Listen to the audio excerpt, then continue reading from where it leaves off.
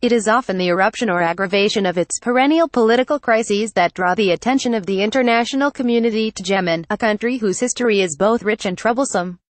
Since the beginning of the Saudiled Operation Decisive Storm in 2015, an effort to force Yemen into submission and starvation, the need for information on the country is in sore demand, and the lack of neutral, reliable information is painy felt.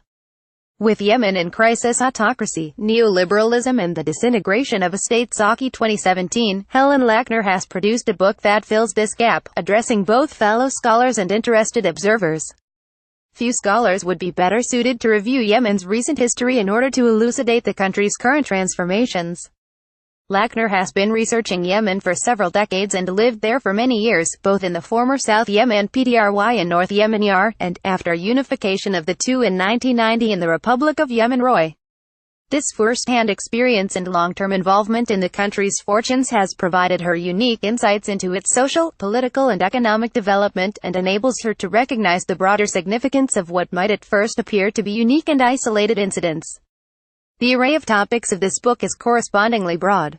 In its first chapter, the book begins with a very concise and commendable summary of the difficult and ultimately failed political transition process that began in spring 2011 and ended with the launch of the Saudiled bombing campaign in 2015.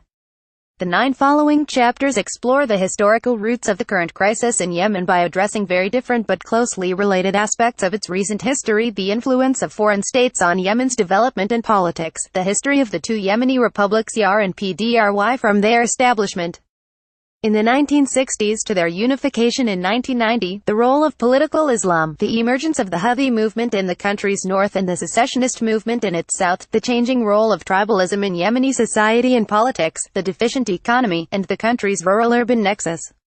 In doing so, Lackner presents the many complex historical, political, economic and social problems whose synergy led to the current situation in Yemen.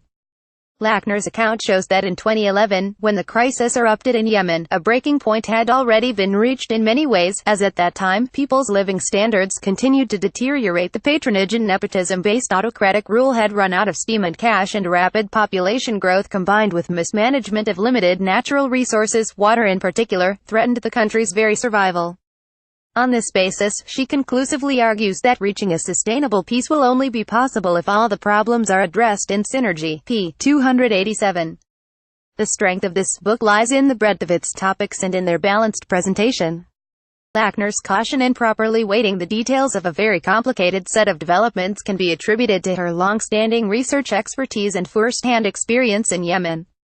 Without losing sight of the details and many exceptions, she manages to communicate the kind of macro evidence and abstraction that allows colleagues in other fields and the general public to grasp the overarching situation.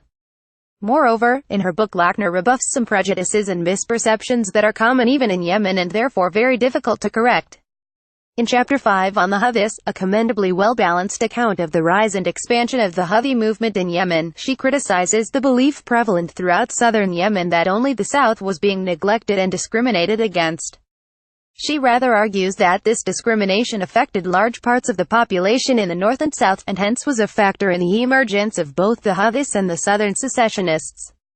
In contrast to the south, however, the north has not developed major internationally noticed movements. p. 149.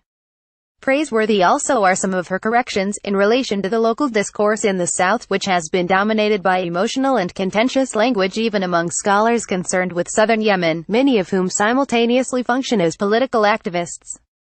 When discussing differences with the North, she argues, otherwise reasonable Southern intellectuals are wont to assert that our Southern tribes are different, they were civilized by the British for over a century, a laughable statement which reveals a lack of understanding of both tribes and the colonial period when the British ignored the hinterland tribes for most of their period in the region. p. 167. Lackner's neutrality and impartiality, one of the most important prerequisites for a researcher, make this book immensely valuable. Lackner's language is both pleasant and sophisticated, and compares favorably with the dramatist and creative writing style of many other recent books concerning crisis areas in the Middle East. Her representations are balanced, erudite, and objective, rendering the book both readable and interesting. Of all the books that have been published in recent years on Yemen's post-2011 crisis and its historical roots, this stands out. Marika Brandt is a researcher at the Institute for Social Anthropology (ISA) of the Austrian Academy of Sciences in Vienna. Her research focuses on tribalism, tribal genealogy and history, and tribe-state relations in Southwest Arabia. She is the author of Tribes and Politics in Yemen, A History of the Houthi Conflict, Hearst 2017.